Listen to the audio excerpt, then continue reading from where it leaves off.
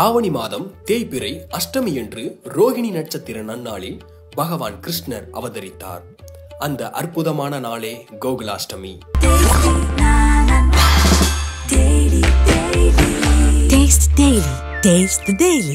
கண்ணா, முகுந்தா என்று பல பெயர்கள் கொண்டு நம் கிருஷ்ணரை அழைப்பது உண்டு. கிருஷ்ண ஜெயந்தியான இன்று இந்த கிருஷ்ண ஜெயந்தி ஏன் கொண்டாடப்படுகிறது என்று உங்களுக்கு தெரியுமா?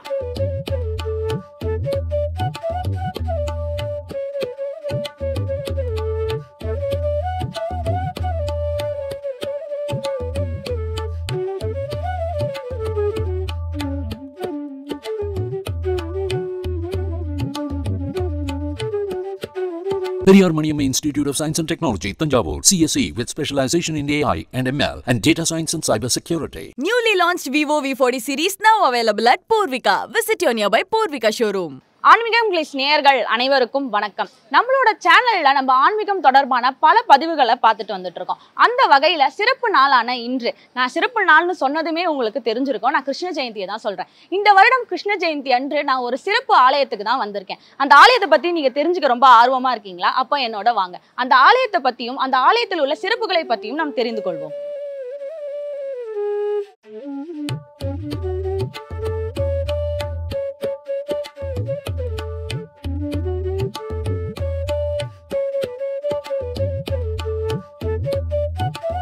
கண்ணா, முகுந்தா என்று பல பெயர்கள் கொண்டு நம் கிருஷ்ணரை அழைப்பது உண்டு.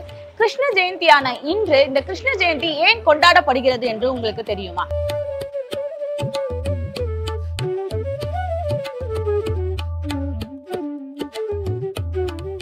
ஆவணி மாதம் தேய்பிறை அஷ்டமி என்று ரோகிணி நட்சத்திர நன்னாளில் பகவான் கிருஷ்ணர் அவதரித்தார். அந்த அற்புதமான நாளே கோகுலாஷ்டமி.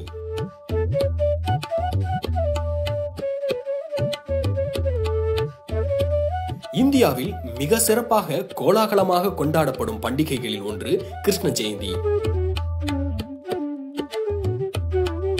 கோகுலாஷ்டமி, ஜென்மாஷ்டமி, கிருஷ்ண ஜென்மாஷ்டமி, ஸ்ரீ ஜெயந்தி என பல்வேறு பெயர்களில் அழைக்கப்படும் இந்த பண்டிகை திருமாலின் 9வது அவதாரமான கிருஷ்ண அவதாரத்தை போற்றும் விழாவாகும்.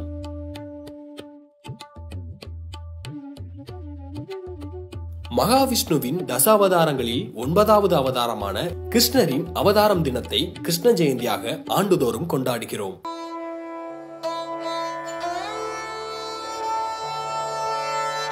கிருஷ்ணர் கோகுலத்திற்கு வந்த நாளை கோகுலாஷ்டமியாக அடுத்த நாள் பகலில் மக்கள் கொண்டாடுகிறார்கள். இந்த நாளில் நெய்யால் செய்யப்பட்ட பலவிதமான பலகாரங்கள் செய்து கிருஷ்ணருக்கு நைவேத்தியமாக படைக்கப்படும்.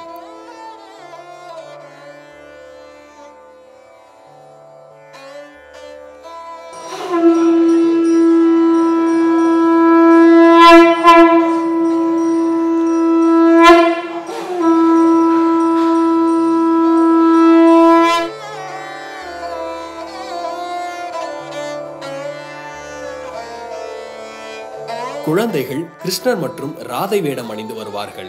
இவர்களை கிருஷ்ணரின் வடிவமாக நினைத்து மக்கள் வழிபடுகிறார்கள். கிருஷ்ண ஜெயந்தி அன்று காலையிலிருந்து ஸ்ரீமத் பாகவதம், கிருஷ்ணாஷ்டகம், கிருஷ்ணன் கதைகள் படிக்க வேண்டும்.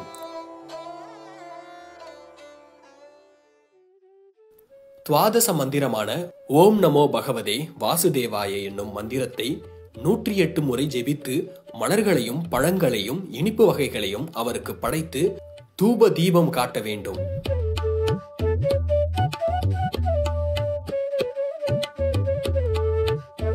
வீட்டிற்கு வரும் கண்ணன் பாகவதத்தில் கண்ணனின் பிறப்பை விவரிக்கும் தசமஸ்கந்தம் எனப்படும் 10வது அத்தியாயத்தை படிக்க வீட்டில் உள்ளவர்கள் கேட்க வேண்டும்.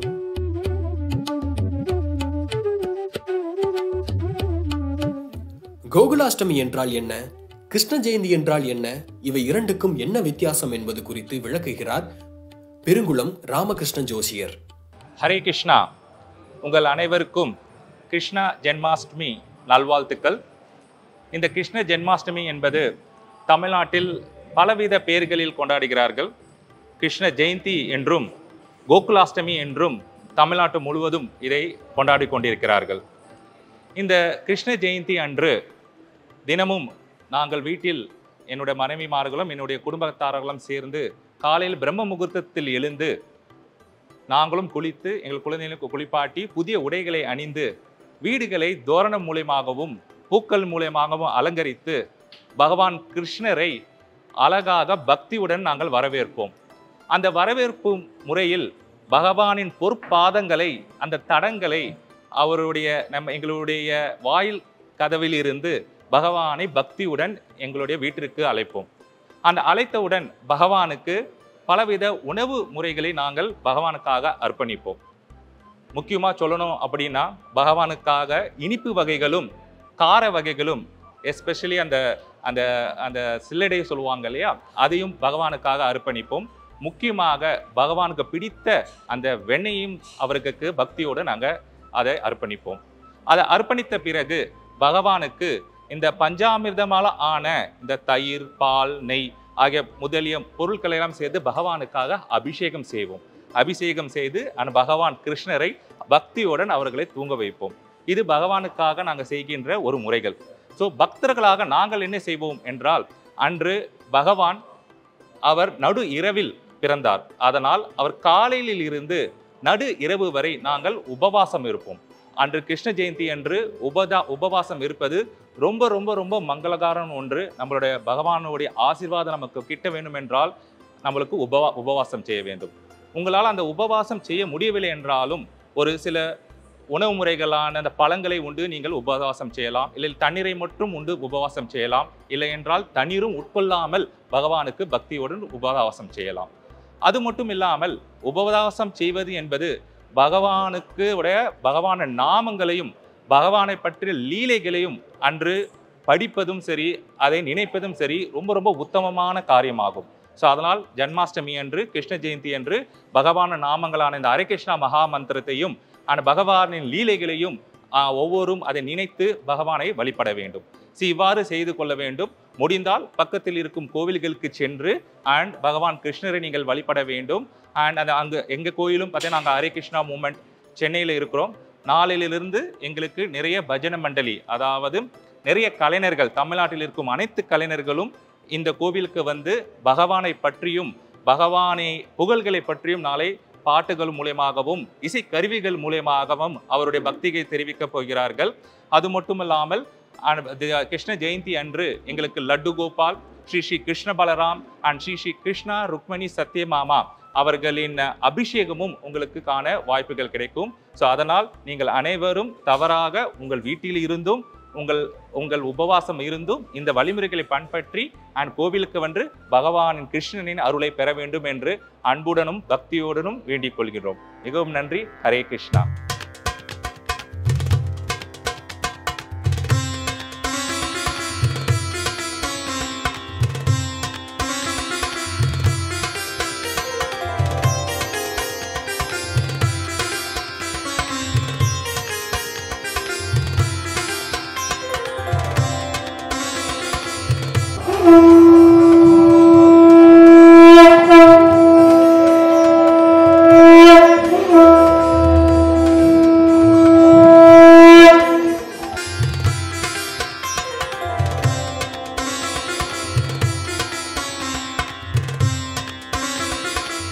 கோவிலுக்கு வந்தோம், இங்க நடந்த பூஜைகள் எல்லாம் பார்த்தோம். இப்போ இங்க ஒரு டான்ஸ் பெர்ஃபார்மன்ஸ் நடக்க போகுது, அதை பார்க்கலாமா?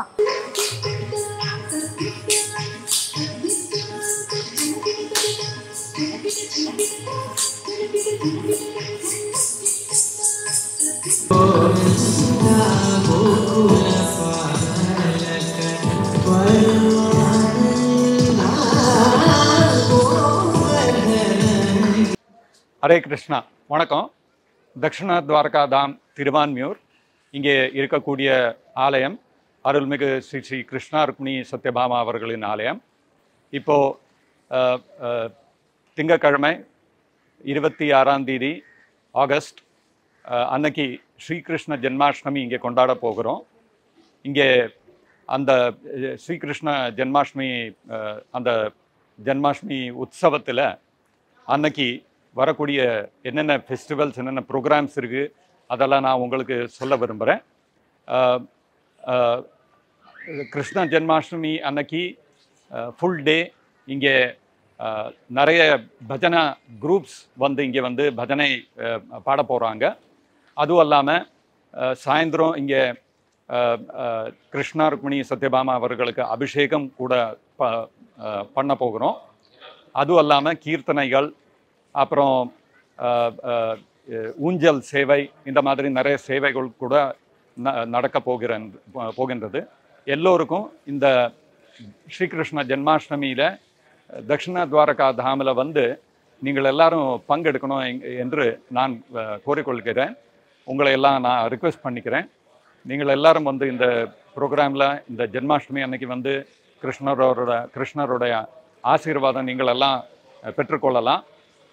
இந்த ஆலயம் நீங்கள் வரும்போது இது வெறும் ஒரு சாதாரண ஆலயம் கிடையாது. இங்கே எல்லோருக்கும் ஆன்மீக ஞானத்தில் இன்ட்ரெஸ்ட் இருக்கிறவங்களுக்கு, இந்த பகவத்கீதையோட ஞானத்தை புரிந்து கொள்ளுறதுக்கு யாருக்கெல்லாம் இன்ட்ரெஸ்ட் இருக்கோ அவங்களுக்கு எல்லாம் நிறைய ப்ரோக்ராம்ஸ் இருக்குது. சின்ன பசங்களுக்கும் இந்த கோவிலில் நாங்கள் எவ்ரி சண்டே, எல்லா ஞாயிற்றுக்கிழமையும் இங்கே ப்ரோக்ராம்ஸ் உள்ளன. Indian culture and values for kids, ICVK என்ற ப்ரோக்ராம் இருக்கிறது. இதில் 3 வயதுலேருந்து 15 வயது வரைக்கும் பசங்களுக்கெல்லாம் மகாபாரதம், ராமாயணம், பகவத்கீதை இந்த மாதிரி எல்லாம் ஆன்மீக நூல்களிலிருந்து அவங்களுக்கு நிறைய பிரின்சிபிள்ஸ், வேல்யூஸ் இதெல்லாம் கற்றுக் கொடுக்கலாகும். இது அல்லாமல் பெரியவர்களுக்கு கீதா லைஃப் என்ற ப்ரோக்ராம் இருக்குது. இதில் வந்து பங்கெடுத்தால், இதில் வந்து நீங்கள் பார்ட்டிசிபேட் பண்ணால் உங்களுக்கு பகவத்கீதையை பற்றியுள்ள ஞானம், அதை புரிந்து கொள்ளுறதுக்கு ஒரு சுலபமாக புரிந்து கொள்ளுவதற்கும், அப்புறம் டெய்லி லைஃப் ப்ராக்டிஸ் பண்ணுறதுக்கும் எல்லாம் நீங்கள் கற்றுக்கொள்ளலாம். So you are most welcome. உங்களுக்கெல்லாம் நான் ஒரு வரவேற்பு உங்களுக்கெல்லாம் நான் சொல்கிறேன். You are all most welcome to come and participate in the Sri Krishna Janmashtami celebration. Sri Krishna Janmashtami உற்சவத்தில் வந்து எல்லாரும் பங்கெடுக்கணும். கூட நீங்கள் இந்த ஸ்ரீ கிருஷ்ண ஜென்மாஷ்டமி நீங்கள் வந்து பங்கெடுத்து ஃபர்தர் நீங்கள் உங்கள் லைஃப்பில் கிருஷ்ணரை எப்படி உங்கள் லைஃப்பில் நீங்கள் இன்வால்வ் பண்ணணும், அதுவும் நீங்கள் கற்றுக்கொள்ளணும். This is important for your life. இந்த கோவிலுக்கு வந்து நீங்கள் கிருஷ்ணரை பற்றி, பகவத்கீதையை பற்றி, பாகவதத்தை பற்றி தெரிஞ்சு கொண்டு ஹரே கிருஷ்ண மந்திரம், ஹரே கிருஷ்ண கிருஷ்ண கிருஷ்ண ஹரே ஹரே, ஹரே ராம ராம ராம ஹரே ஹரே, இந்த மந்திரத்தையும் நீங்கள் டெய்லி ஜபம் பண்ணுற ஒரு ப்ராக்டிஸும் நீங்கள் பண்ணிக்கொண்டா இது உங்கள் லைஃப்பில் it will transform your life will become very happy and blissful. அந்த ஒரு ஆன்மீக ஆனந்தத்தை நீங்கள் லைஃப்பில் அனுபவிக்கலாம். அதுக்காக I am again requesting all of you, இந்த ஸ்ரீகிருஷ்ண ஜென்மாஷ்டமி தக்ஷிண துவாரகாதாம் திருவான்மியூரில் வந்து நீங்கள் இங்கே கிருஷ்ணரோட ஆசீர்வாதம் பெற்றுக்கொண்டு இங்கே உள்ள எல்லா ப்ரோக்ராம்ஸ்லையும் நீங்கள் பார்ட்டிசிபேட் பண்ணலாம். நன்றி, வணக்கம், ஹரே கிருஷ்ணா.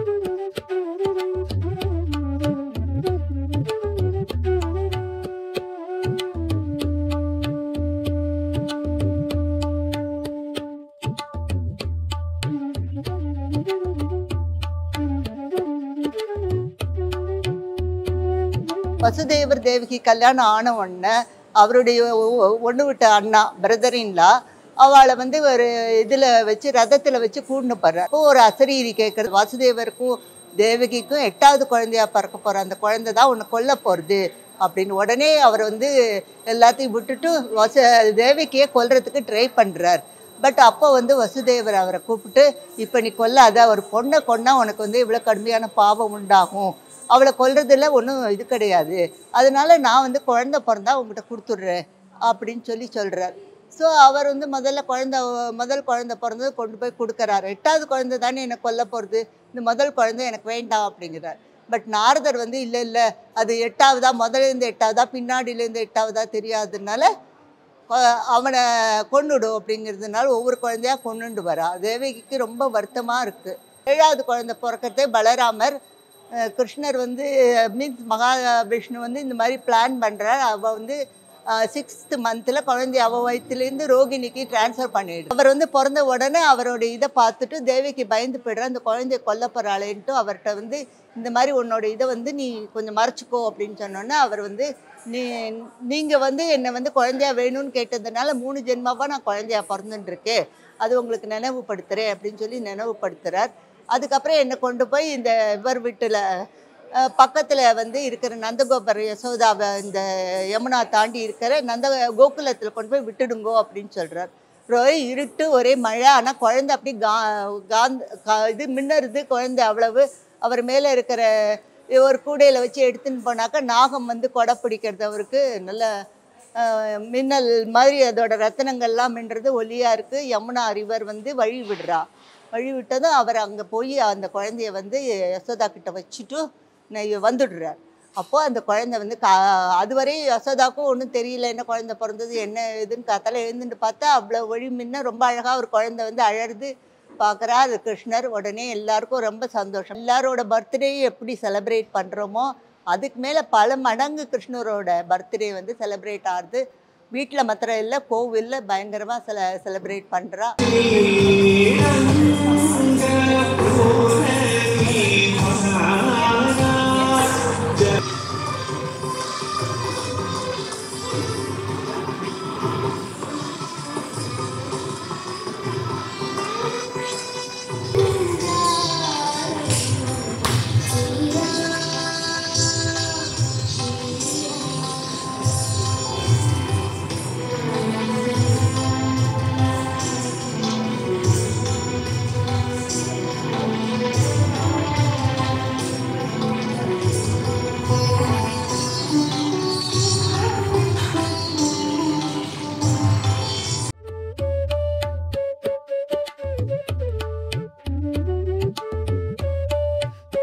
கிருஷ்ண ஜெயந்தி அன்று கிருஷ்ணரை நினைத்த அளவில் 7 ஜென்மங்களில் செய்த பாவங்கள் நாசமடையும்.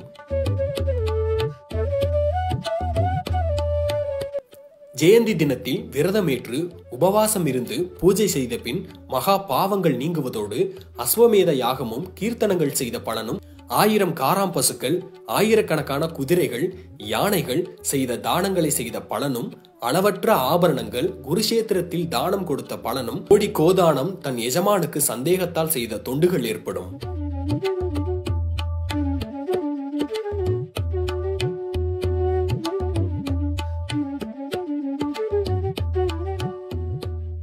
கிருஷ்ண ஜெயந்தி அன்று நான் வந்த இந்த கோவிலை பற்றி நீங்களும் நிறைய விஷயங்கள் தெரிஞ்சிருப்பீங்க. அதே மாதிரி நானும் நிறைய விஷயங்களை தெரிஞ்சுக்கிட்டேன். இங்கே காட்டப்பட்ட ஆராதனை, இங்கே நடைபெற்ற நட நிகழ்ச்சியெல்லாம் பார்த்து என்ன மாதிரி நீங்களும் ரொம்பவே சந்தோஷம் அடைஞ்சிருப்பீங்கன்னு நினைக்கிறேன்.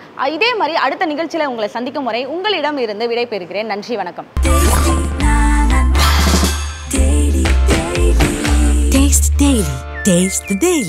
Periyar Maniamma Institute of Science and Technology, Tanjavur, CSE with specialization in AI and ML and data science and cyber security. Newly launched Vivo V40 series now available at Purvika. Visit your nearby Purvika showroom.